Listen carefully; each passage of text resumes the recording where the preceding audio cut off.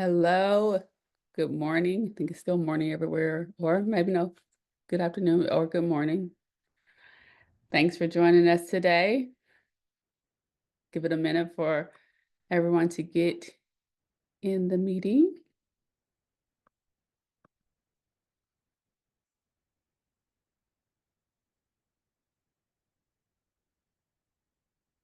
See some new and yet familiar faces as well. So welcome to ADID Community Connections. We'll get started in a moment.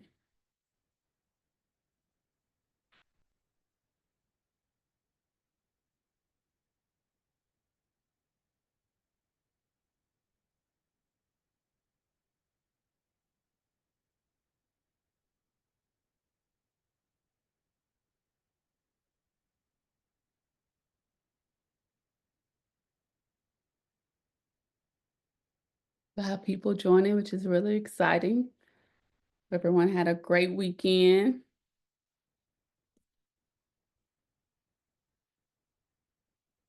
We'll say that today's ADID Community Connections will be recorded.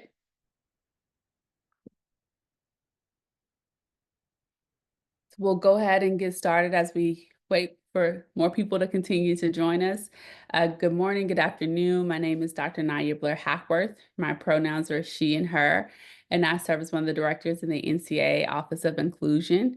Welcome to our first ADID Community Connections of this fall. We're really happy to see you in this virtual space today. We have a great lineup of programming and engagement with you all today, and so we look forward to learning from you, sharing a little bit with you as well.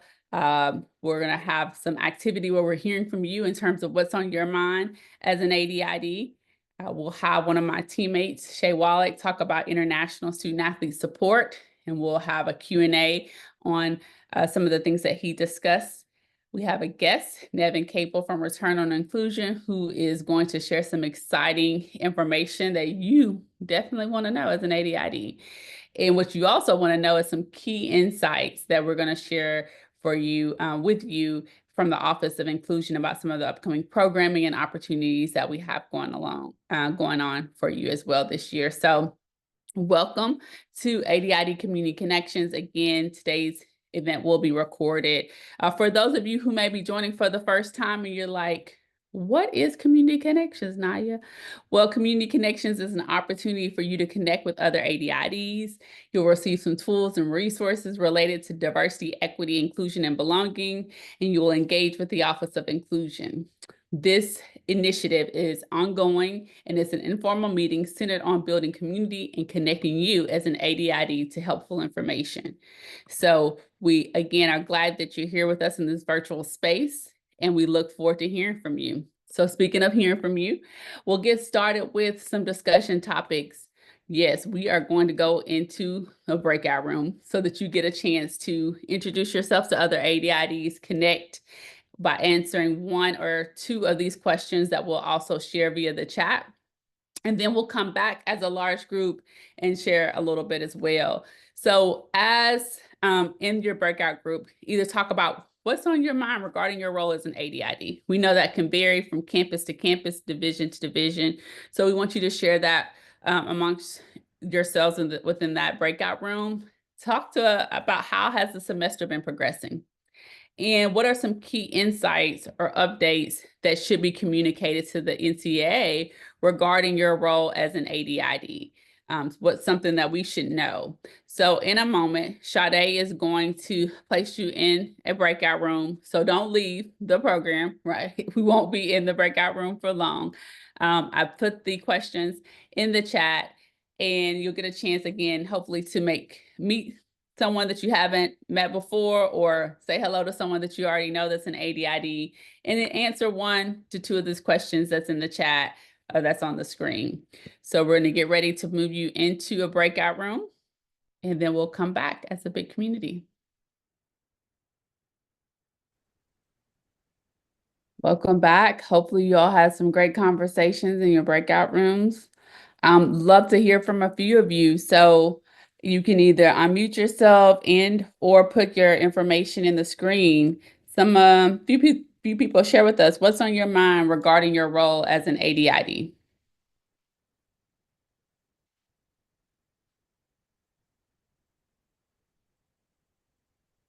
I know I'll some. jump in. Good morning, Okay. everyone from Utah. Hope it's as lovely there as it is here.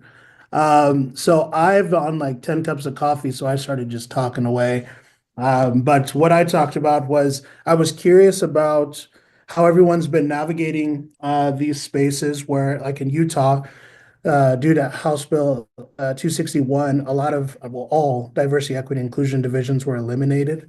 And so I was curious how everyone's been navigating with their community members, student athletes, departments, where you might have a situation where you have this role, but the actual divisions that may have been on your campus have been redefined, dissolved, and so forth. And so just it's really an emphasis on language of how are you educating and engaging in these spaces with kind of these challenging times.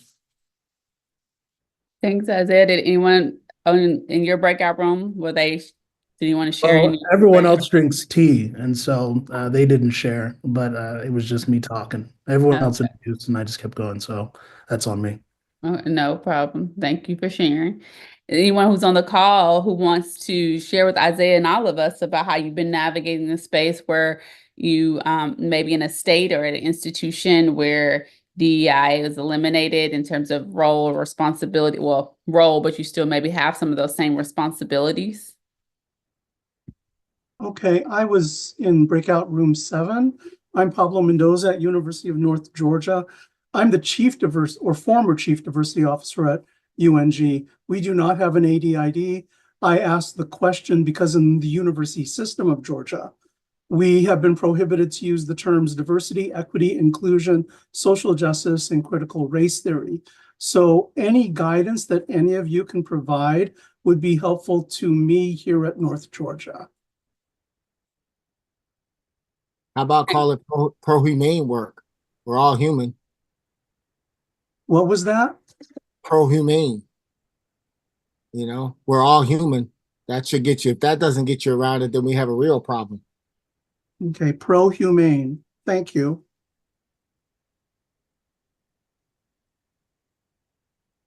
Other thoughts about what you may have been, what you may call the work? I know some people use belonging, a few other words people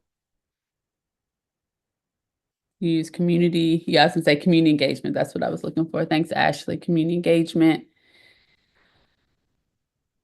impact.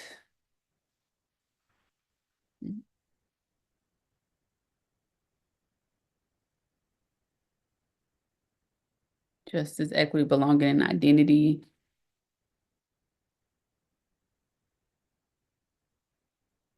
Any other comments or thoughts about question 1? What's on your mind regarding your role as an ADID or how you're navigating the space if you're in a state where you have DEI laws? Now, yeah, I can share what's been on my mind. Has been on my mind for over a year now. Is this upcoming election and how it's going to play out on our campus, no matter who wins, for better or worse, because both sides of this election are viewing it as the end of the world, depending on who wins. So that's going to be an interesting dynamic on college campuses. And then when you mix in, you're talking about the election on Tuesday. It's not like Tuesday at 11, you're going to know everything, but then that peels into like a weekend when you're going to have, college stuff, alcohol involved and sporting events and stuff. It's like, are we really preparing on our campuses for a major event, right? I think we need to be planning for what the worst possible scenario can be instead of trying to hope for the best.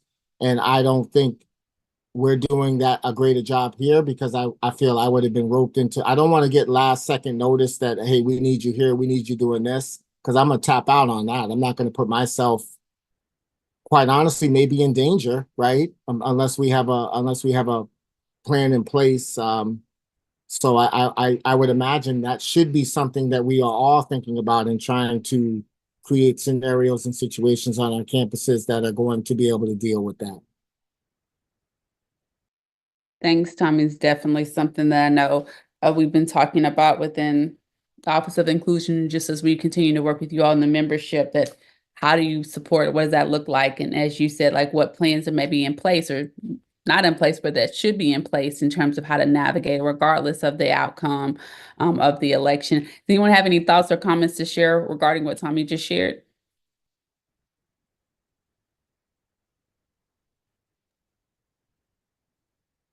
Any plans or things in place? So, Miles Smith, Associate AD for Diversity, Equity, and Inclusion at Princeton University. One of the things that we really wanted to look at, same thing as Tommy said, looking at this last year, is how we really look to bring it back to the beginning of trying to identify what diversity, equity, and inclusion is from its foundational standpoint. So how do we look at the inclusion aspect and the emotion of things? So one of our processes was focusing on how do we understand exclusion to impact inclusion before we have these uncomfortable conversations and navigating the emotions of individuals in these spaces. And then trying to put together two balances of, we call it reconstructing and deconstructing the word respect. So based off your upbringing, or we utilize Erickson's psychosocial development theory. If you look at different stages to see how the word respect can be used to only focus on your perspective. And then, taking things from, I would say, return on inclusion, on understanding how treating others the way they want to be treated without losing your perspective. And then our last piece was how do we exercise curiosity by actually putting that into application and looking at a young age, your curiosity is actually limited. So how do we enhance that as we get older and help that to be transformative? And that's basically the foundations of what this looks like before we get into any hot topics or anything like that. And then if we keep exercising that, if we need to have uncomfortable conversations, how do we start off the conversation, not asking a question, but actually tapping into, can you tell me about a time this week you felt excluded from all parties, and seeing what the data behind that looks like.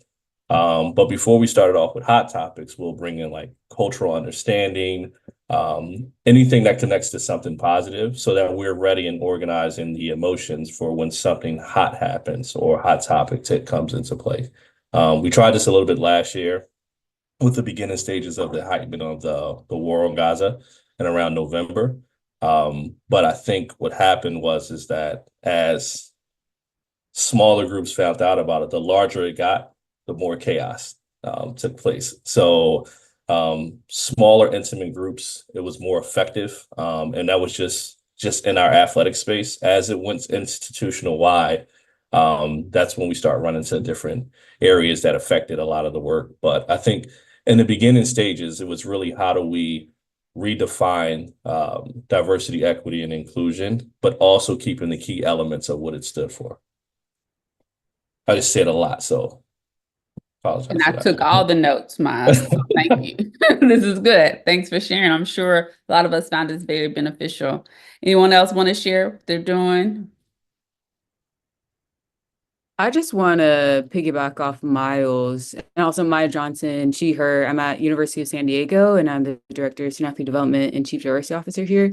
What might be good when keeping a small coalition rather than having it be a bigger group that might be co-opted in the original plan is having conversations with SAC leaders. So having SAC leaders for each team be trained on, specifically for us, I think what we're going to do is training on intergroup dialogue and how do you facilitate that, and having the foundation be with leading with radical love and radical empathy when you're having these conversations. So that might be a good way to start, is starting with SAC leaders, because that's more of a controlled group when having those conversations. So SAC leaders can have the tools to be equipped to have those conversations internally, and then widening it that group. But that was just a thought that popped up in my head when listening to Miles. Thanks, Maya. Great thought. Idea. Anyone else about this topic or what's on your mind as an ADID? one of the things that I'm thinking about and struggling with is how to do this well. So to be transparent, I haven't done a lot with it because somewhat to Tommy's point, I think my personal fear is that I'm not going to have enough capacity to be able to deal with some of the dynamics and tensions that might come from these kinds of conversations. So I think one of the things that I'm thinking about potentially trying, which I don't know if any other universities have done this. I was talking to a friend that works at Haverford, and it's not an athletics initiative. It's just part of their DEI landscape. They do a small, intimate community conversation with the president's office. Some folks from advancement will curate part of the conversations. It sounds like students, faculty, and staff. They host it at the president's house or some other kind of fancy place, and they call it Curious Conversations or something like that. It's a really interesting way of curating this kind of conversation that doesn't put as much responsibility on one person to, I guess, navigate the conversations, dynamics, tensions that come up afterwards. So right now I'm trying to figure out how to get that off the ground and folks bought into the idea to try it out. But I think really my concern is just, I feel like I haven't been doing enough, but I tried to be intentional about only doing what I know I can attend to well, because if I do an event and then I don't have the capacity or support from other folks to support students well after the fact, it feels like the event was counterproductive. This is a great point, actually, about capacity. And I think that a lot of times people don't recognize the capacity it takes, one, not only to organize an event that has a lot of different components in it, but then that support piece that you mentioned, and particularly as your roles as ADID, where you're maybe the only one kind of focusing or leading the DEI efforts, and that can be a lot. And it also can be triggering in a lot of different ways, particularly depending on the topic and the situations that students are going through. And so even thinking about your own like mental health as you help lead your campuses and conference office with these initiatives, definitely some great things for even us to consider as the NCA as how we better support you all, even in the messaging that we share with athletic directors or others who supervise ADIDs or just being in community with ADIDs. So thank you for bringing that up. For time purposes, I want to know how the semester has been progressing, but let's use the chat feature, right? Like what we did when we were really in the pandemic. So 1, like Naya's struggle. 3 is going great. 2, I'm somewhere in between. So how's the semester been going for you? I know it's probably been like a month and a half, maybe 2. So 3 and 2, 1.5. Okay, 2, 2, 2, 2, 2. Okay. 1.52. Y'all coming with it. I appreciate that. 1.52.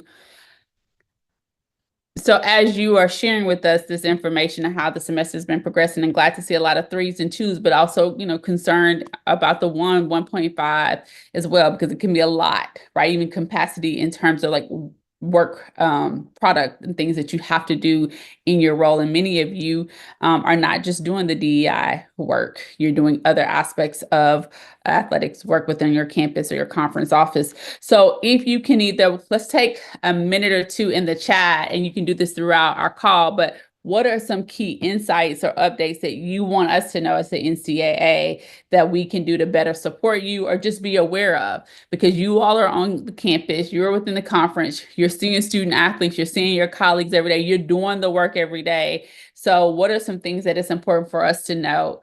And I appreciate those who are sharing resources also in the chat too, because I saw that's happening. So again, sharing with us anything that is insights that we should know as the Office of Inclusion that can better support you, that's just important to know that's happening on campus that we may not have a full pulse on. Please share via the chat or message us individually as well. I'm also going to put my email address in the chat that you may say, "Nah, I got a lot of stuff to share, and I don't want to put it all in the chat." You can email it to me as well. So again, really happy to have you all on this call, and we want to continue to support you all. Now want to transition quick to a conversation on supporting our international student athletes as we think about this election cycle season. Many international student athletes are not able to vote. And we have this great resource that my colleague Shay Wallach, who's about to come on the screen, is also going to talk about and highlight. But I think a lot of times when we have a conversation about DEIB, sometimes our international students are left out or not thought about as often when we have these conversations. And so we thought it was very important to give Shay this opportunity to share. So he's about to share his screen, and I'm going to turn it over to Shay, who's our Associate Director of Inclusion. Thanks, Shay. Hello, good afternoon, everyone. Naya, can you hear me and see my screen? Yes, both. Yes. Alrighty. Well, great afternoon, and thank you for having me. I'm pleased to join you today to talk about International Student Athletes Inclusion, or for short, we'll call it ISA, International Student Athletes. As Naya mentioned, indeed, not everyone associate ISA with DEI efforts. And if that's the case for you, no foul. I also know that there are various rates of ISA population on campus. So if you just have a handful of international student athletes on your campus, or whether it makes up for a large rate of your student athletes, either way, the purpose of the call today is mostly around awareness, the awareness for the challenges that this population face. And we'll talk about some solutions and some resources that we have for you. And with that, I'm not going to ask you to put this in the chat, but if you can think of a number, what do you think the number of international student athletes, NCAA member institution? Just think of a number for fun and see if you're in the ballpark. The actual number is more than 25,000 international student athletes in all three divisions.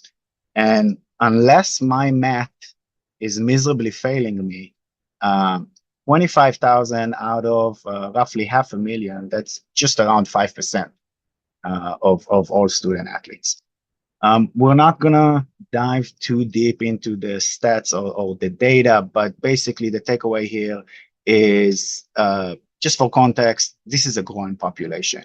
It's growing very steadily and very gradually, and outside of that, down during the COVID years, the graph is going up for more than a decade now. Again, just for context real quickly, tennis and ice hockey are the most popular ones, with golf, soccer, and others that are up there as well. And finally, while Canada is the main provider or the biggest provider for ISAs, here are some top countries that are sending their students our way. Okay. I would love to hear from you. I know we don't have a lot of time, but I do have two short questions for you. I would love if you drop short answer. It can be 1 word, 2 words in the chat, and just so we see if there's overlap between what you all are experiencing on campus and what we're about to cover in the next few slides. So I'm curious of what are the most common issues that you encounter when you're supporting international student athletes. Again, very short answers. Maybe it's visa, maybe it's academics, maybe it's employment, and I'll appreciate your engagement. And maybe there's not a lot that comes to mind, right? Maybe as ADIDs, you're thinking, I don't know that I had the chance to support international student athletes.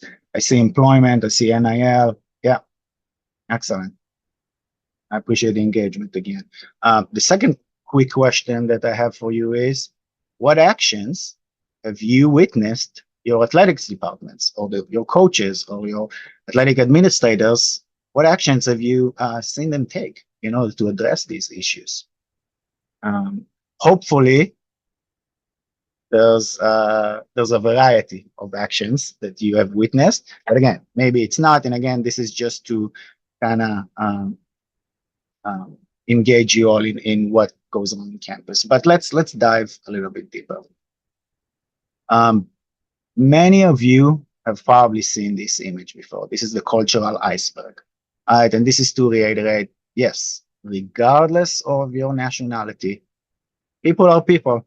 We all want the same thing. Sports certainly binds us together. However, when you relocate to a different country, your behaviors, your perceptions are very likely to be completely different than everyone else around you. So if you take an American-based system, in this case, the athletics department, and when we engage with someone of a different nationality, we often only account for the visible or the obvious differences, which you can see at the top of your screen, the food, the flags, the different language, the accent maybe. But underneath the surface, there are major differences in how we communicate, how we express our emotion, what does relationship looks like for us. So all of these deep cultural aspects, when these are different than everyone else around you, I think it's objectively difficult or challenging to feel that you belong or even feel that you're safe. So all of that is to reiterate, when we work with internationals, there is so much under the surface that we need to account for. And that takes a great deal of emotional intelligence, of intentionality, and awareness. Let's dive in a little deeper. International student athletes face unique challenges. There's a completely different array of the issues that domestic student athletes face with. And that's not instead of all of the traditional challenges, that's on top of. There's an added layer here in every stage of the way, and that starts prior to them even coming to campus or arriving here. The biggest issue that we hear again and again and again, we don't know what we don't know. International student athletes communicate to us, we're oceans away from our families. Everything around us works differently. We don't know the first thing about the higher education system in the United States, even things as basic as how the GPA works here. Right? Certainly, I have little knowledge about NCAA structures, and too many times they don't really know the community and the place where they're about to reside in for 4 years, and they just don't know. Recruitment agencies, that's a whole gray area there, where sometimes the main motivation can be around just finding a match, regardless whether that's a good match or not. We know there's a lot of paperwork that sometimes they sign without knowing what the meaning of what they're signing. And there are, I personally heard countless stories of where the head coach is the only person that engage with a prospective student athlete coming from a different country. And you can imagine the chain of challenges that this can yield. The first year, this is where most of the challenges are concentrated in what we refer to as the initial adjustment period. And I will focus on the bottom right here, the heightened vulnerability. We have data that shows that 25% of ISAs, that's 1 in 4 internationals, will transfer within the first year. And this rate is much, much higher than domestic student athletes, which I believe is around 14 or 15%, if I'm not mistaken. So we have this well-being data that shows higher risk for eating disorders, depression, other mental health issues, and just lower rates of belonging as they report in surveys that we have. And the reason is just that initial adjustment period where, generally speaking, ISAs feel like a fish out of water. You think about a young individual being exposed to new social norms, new behaviors.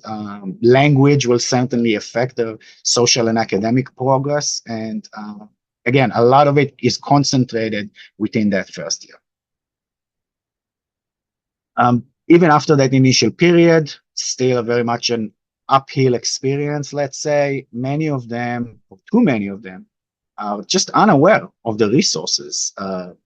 They didn't know there's a writing center or there's a career center. There are campus services that they could use and they're just not aware of. Around the third year, when we talk about employment, as many of you have listed in the chat, this is where usually ISA start to realize that their journey is separating, right, from their peers, and that's due to immigration limitations. Employment is stressful for any students, but for ISAs, they start to understand they won't be able to capitalize on their connections and the experience. It might not help them, right? And that certainly adds to the feeling of alienation. NIL, as some of you have mentioned in the chat as well, generally most internationals are here on F1 visa. That's a student visa, which prevents them from earning NIL income. And I'll just reiterate, that is a federal immigration policy. So until the administration changes the regulations, there's not much that can be done. And I know that's incredibly frustrating to many out there. Just a couple more slides here for you. We talk about senior year towards graduation. Those limitations are becoming very real for ISAs, particularly as it pertains to career options, which are just limited. A lot of them apply for visa extension called OPT, optional practical training, that basically allows them to work one more year lawfully within their field of studies. It can even be up to 3 years if the field is related to STEM. So many do try to pursue that avenue, but that takes support. So it's just a stage, another stage in their journey where they really need our support. So I know I've talked a lot about challenges. Let's turn our attention to some solutions. Luckily, we have some resources that are ready for you to use, and these discuss best practices and ideas. It's available online. I will drop it in the chat here in just a second. The first one is our 2022 double guide on fostering international student athletes inclusion. The first one on the left-hand side is considerations for athletics administrators. That's you all as an individual who might be supporting this population. What are considerations that you have to know around immigration? What are the forms and the stamps that they need in the and when they're arriving to the United States, when they're going home for vacation? On the academic side, what do you have to verify with the academic advisors? There's a lot of information about social and emotional well-being, how to provide that initial transition assistance that we talked about, and lots more considerations for you as an individual. On the right-hand side, the second part of the guide, it's action steps for athletics departments. So as a whole, for an athletic department who would like to become more inclusive toward internationals, and I'll say that off the bat, that does not necessarily take a lot of dollars or a lot of people power. There's a lot of low-hanging fruit, and that's what this document or resource discuss. It's that piece of training, how to educate your staff on the challenges, just like we're doing here today. What can an orientation look like? How do you facilitate that learning about campus, about local community? There's some ideas there for checklist, designating a liaison, right? Having that relationship with different parts of campuses that you're going to have to rely on many times. And then finally, a big piece of it is recognition. Just ideas on how to celebrate our ISAs and how to help them feel proud of their origin and their tradition, and think of things as flag parade at halftime of a ball game, right? Or cultural food night, et cetera, et cetera. So I will drop these links here in the chat in 1 second when I'm done talking. But I do encourage you to check this out. And then finally, and I do watch the time as well, we're nearing the end of our time together. And this is our most recent publication. And this is for international student athlete. It talks directly at them.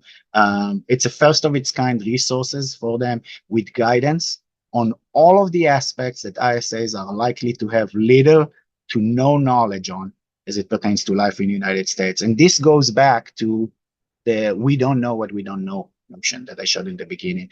A lot of these things seem elementary for most of us, but it's objectively complicated for international to navigate this. And let me wow you here with some of my amazing graphics.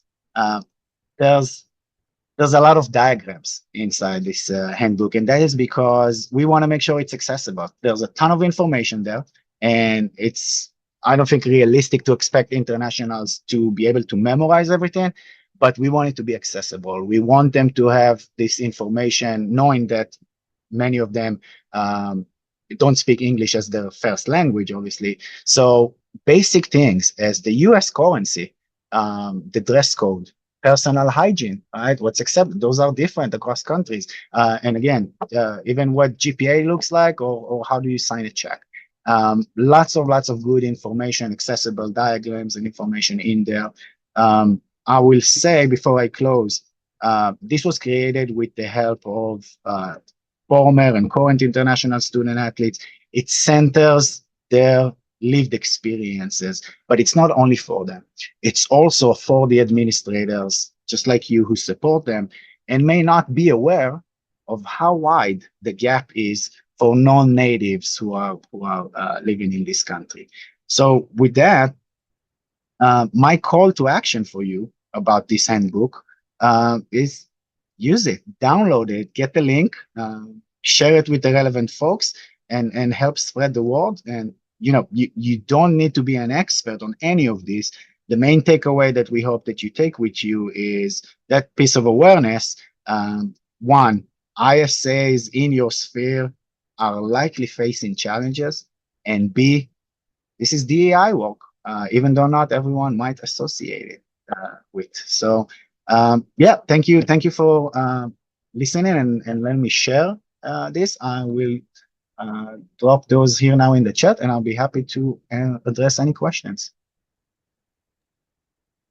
Thank you, Shay. We did drop the resource link in the chat, so you can access that, and he did it again. So double the pleasure, right? So making sure that you'll get the information and be able to share. Do you have any questions for Shay about anything that he covered or something that maybe he didn't cover? And my contact information is on the screen as well. I'll be happy to engage and answer any questions offline, or discuss any of this with any of you.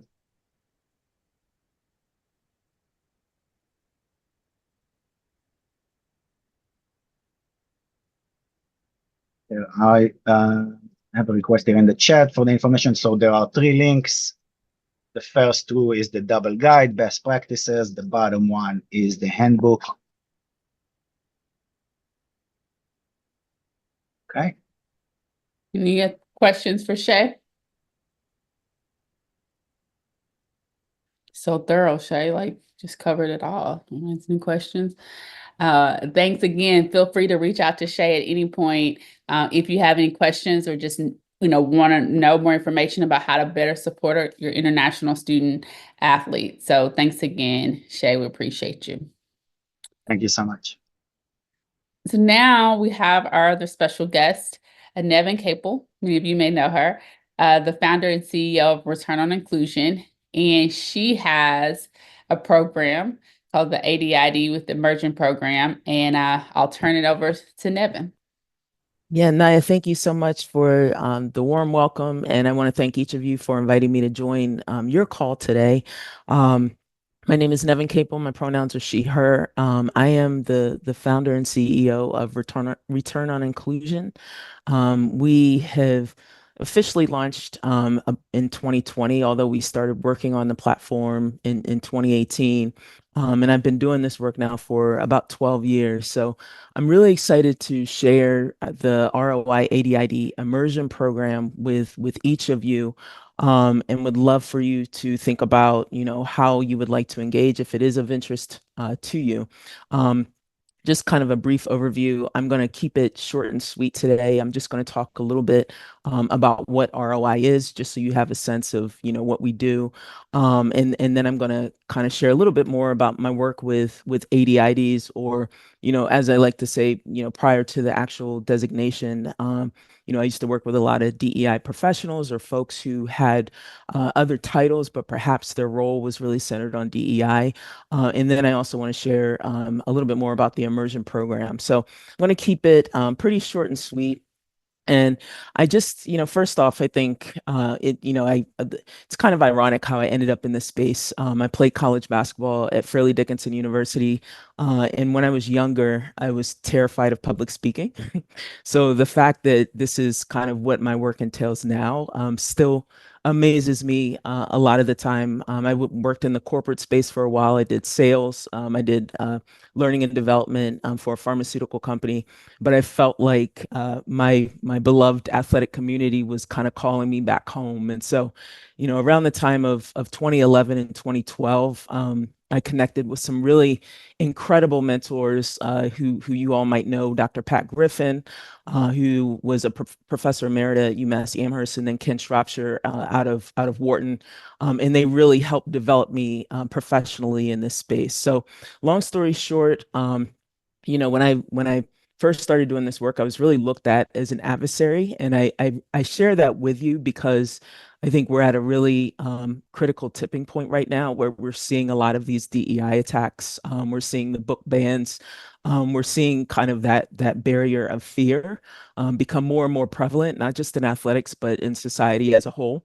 So, my goal and a lot of the work that I do is really to prepare leaders like yourself to be able to navigate some of the challenges that you're dealing with. And I've done that through my consulting work. I'm doing that through ROI. And the hope is that we can also do that through this immersion program. So quickly, a little bit about ROI. We are a change agency. We work in three distinct spaces. One is inclusive leader development. In that space, we have an ROI inclusive leader credentialing program, which is 6 core modules. We also offer some advanced modules for those who want to take a deeper dive, but I'll get to that in just a moment. We work in consulting and strategy, so working with folks in and beyond athletics around how do you navigate this time and space, recognizing that these issues aren't new, right? We might be facing them for the first time depending on our role, but they've always been a part of society in various ways. And then we also focus on social impact, so really working with different brands and also student athletes and other stakeholders as well.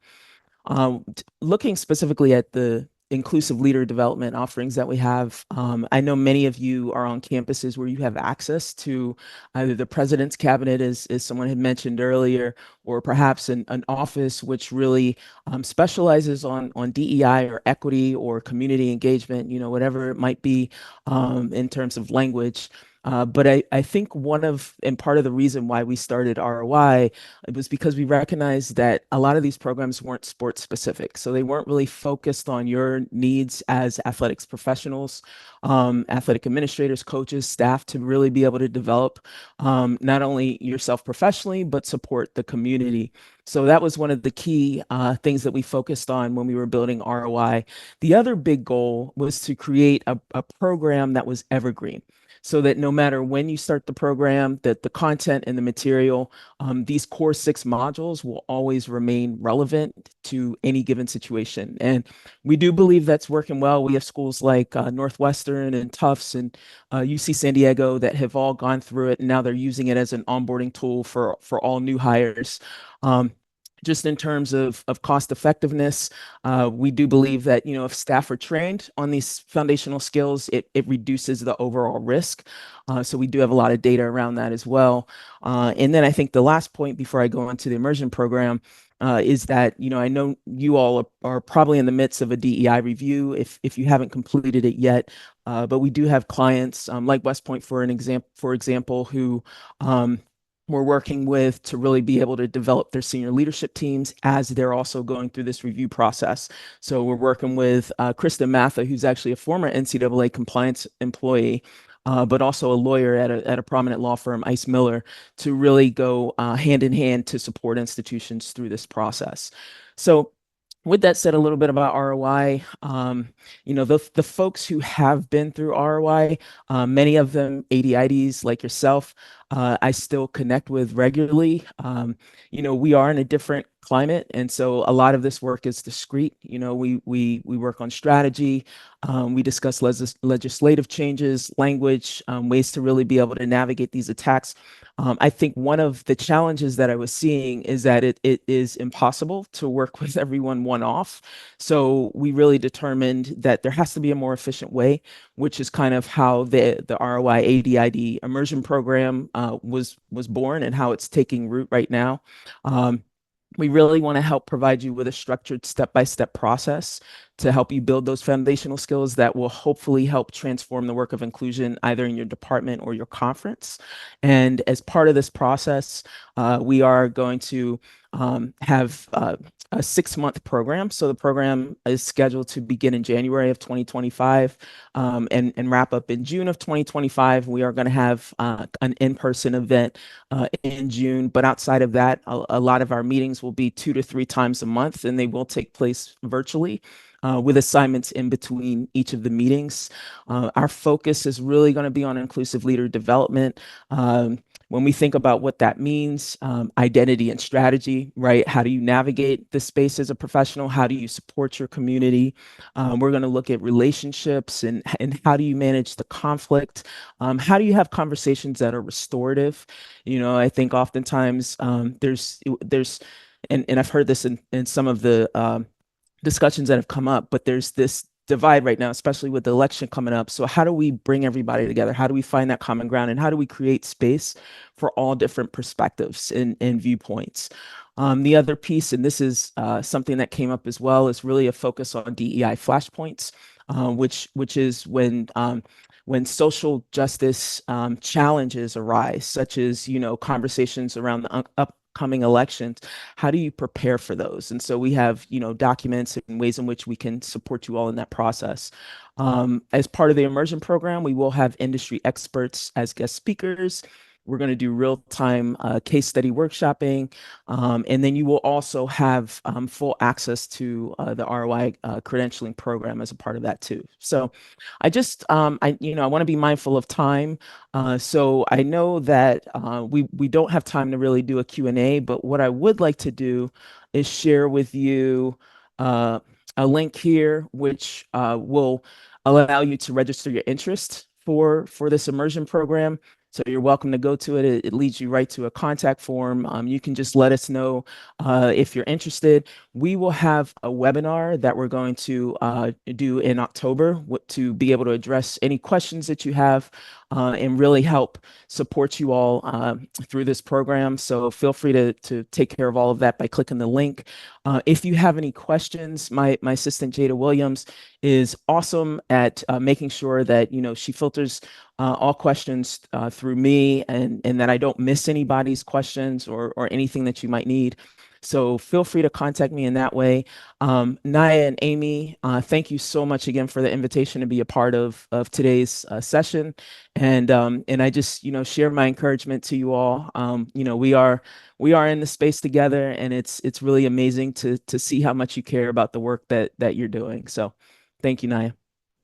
Thank you, Neb, and we appreciate you and all the support that you've been providing member institutions about DEIB, and even as we all navigate this uncharted territory at times. So thank you for the work and look forward to hearing more about the ADID immersion program. And if you haven't, you know, sign up to get more information, and really encourage ADIDs to look to be a part of that program.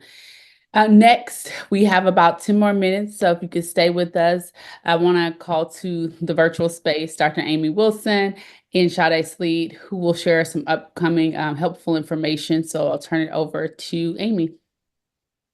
Dr. Blair Hackworth, thank you so much for the introduction. Good afternoon or good morning, everyone, depending on where you are today. My name is Amy Wilson, and my pronouns are she and her.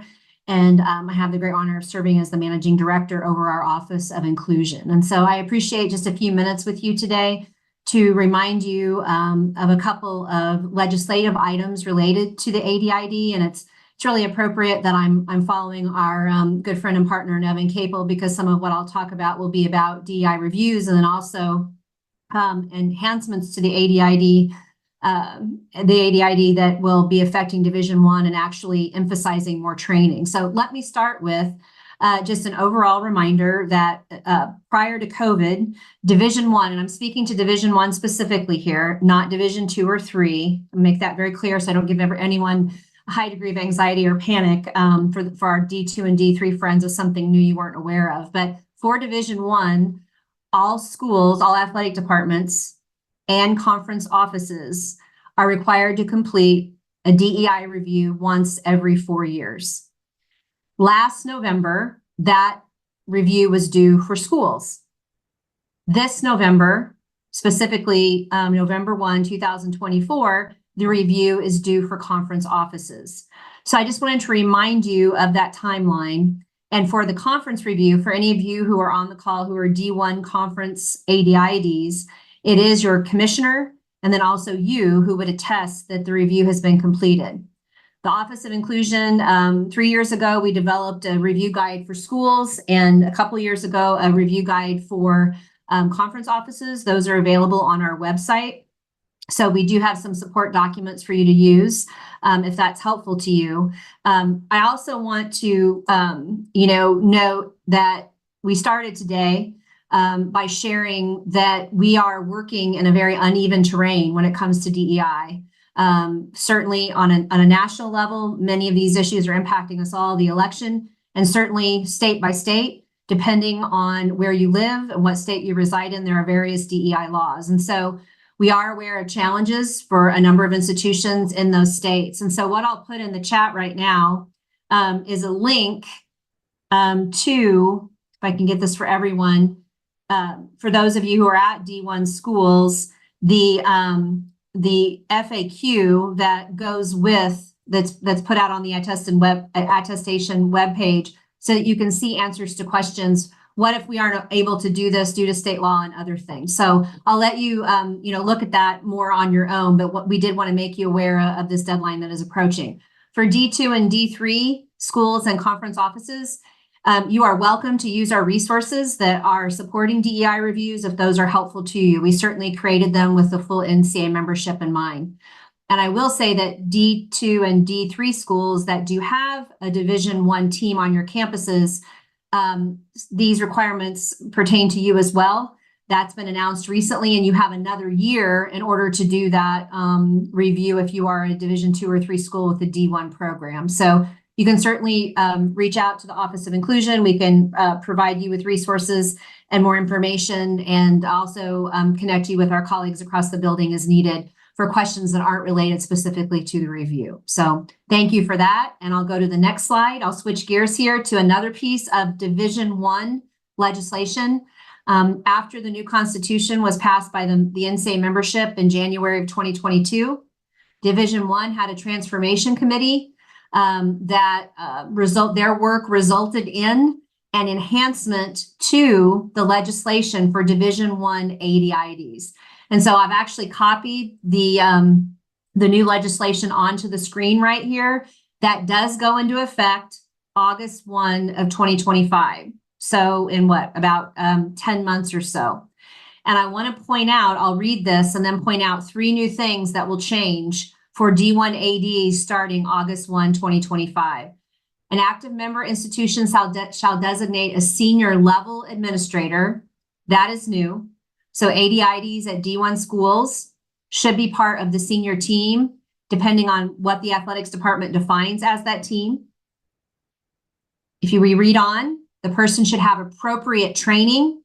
One of the reasons we invited Nevin on to share a new opportunity that will start in January.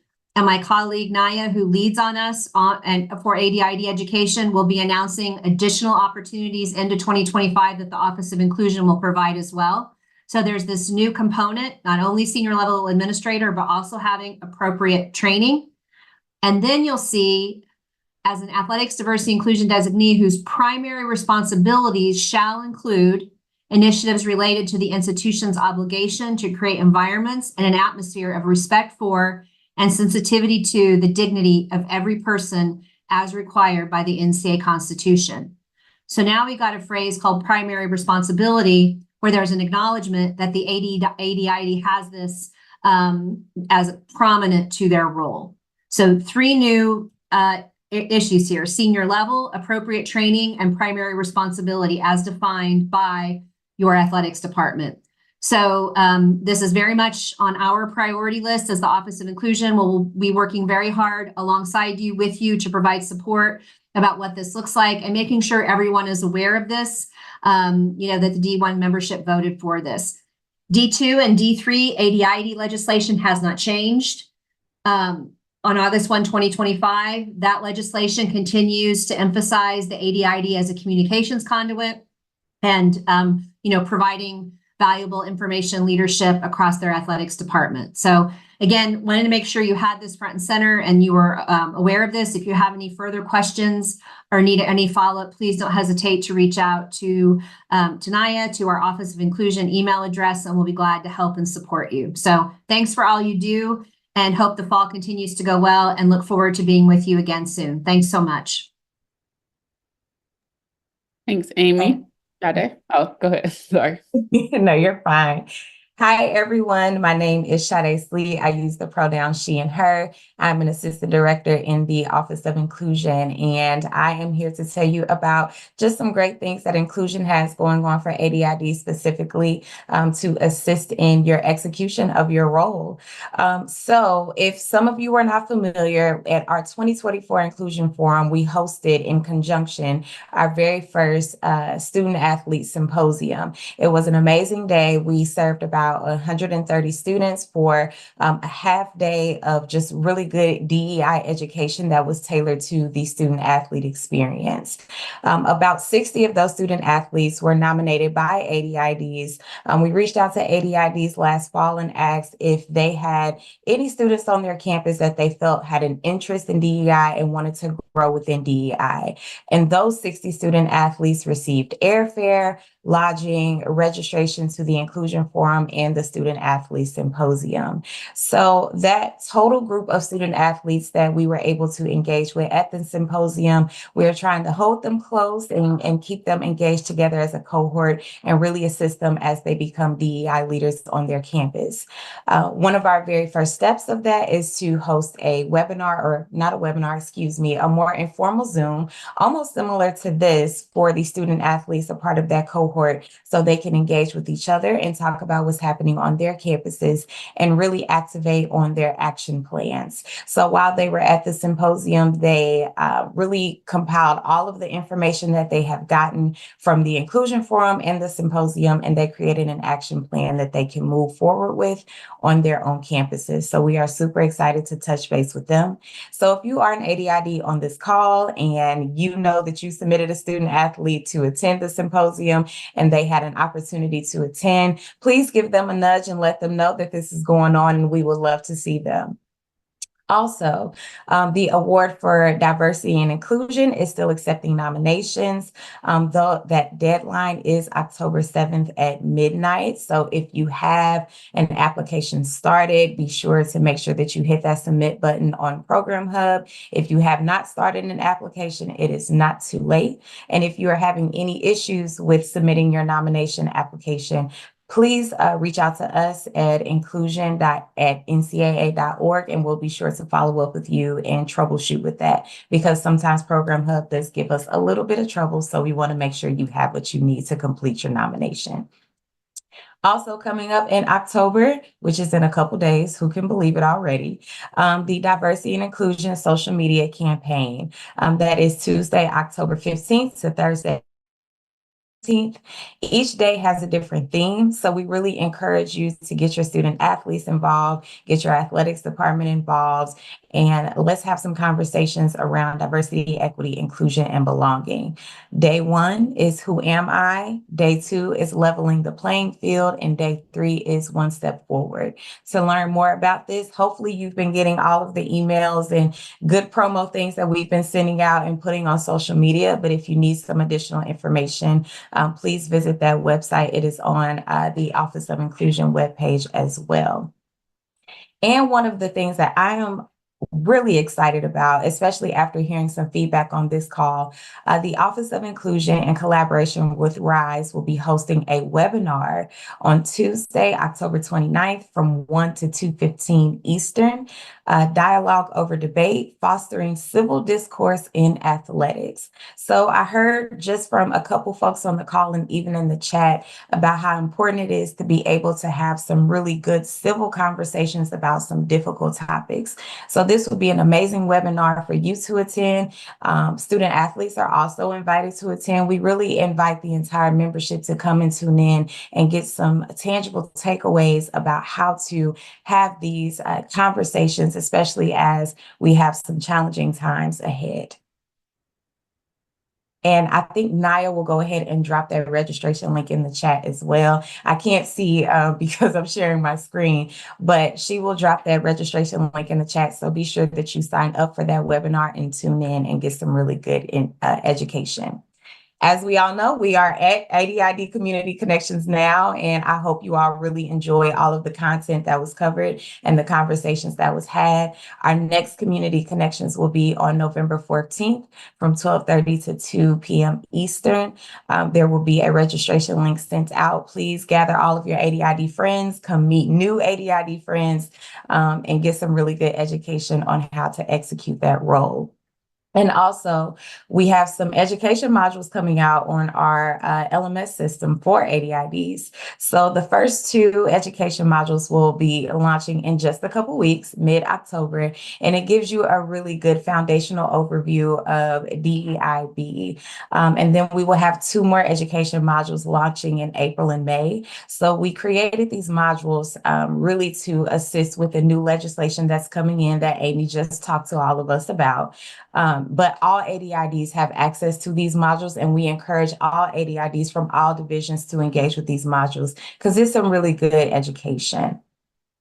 And I already covered the continued engagement, so we'll go forth.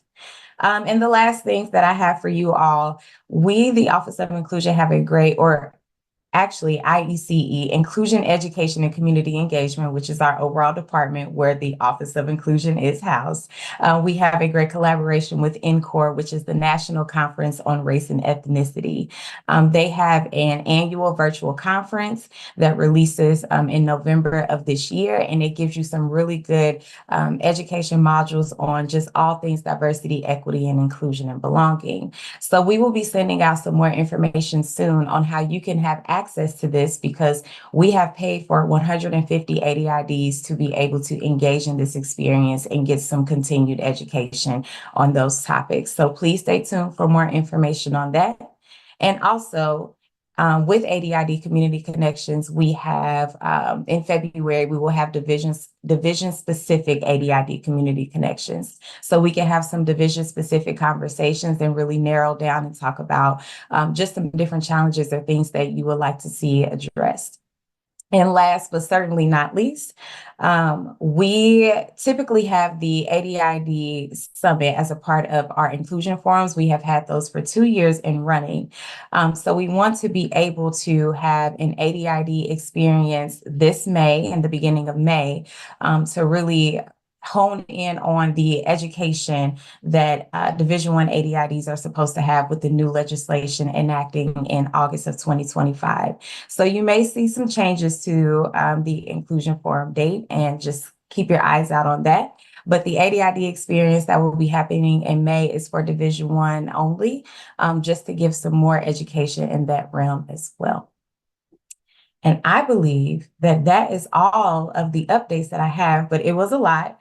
And please be sure if you have any questions, please put those in the chat and we will be sure to get those answered. And if you want to follow up, again, inclusion@ncaa.org. That is our email address. We really encourage you to reach out to us with any questions or comments that you may have. Naya, am I missing anything? You had everything, Sade. Thank you so much. Thanks everyone for engaging. We did see in the chat people ask for links. We'll make sure to include this PowerPoint as well as the recording on the website within the next 2 weeks.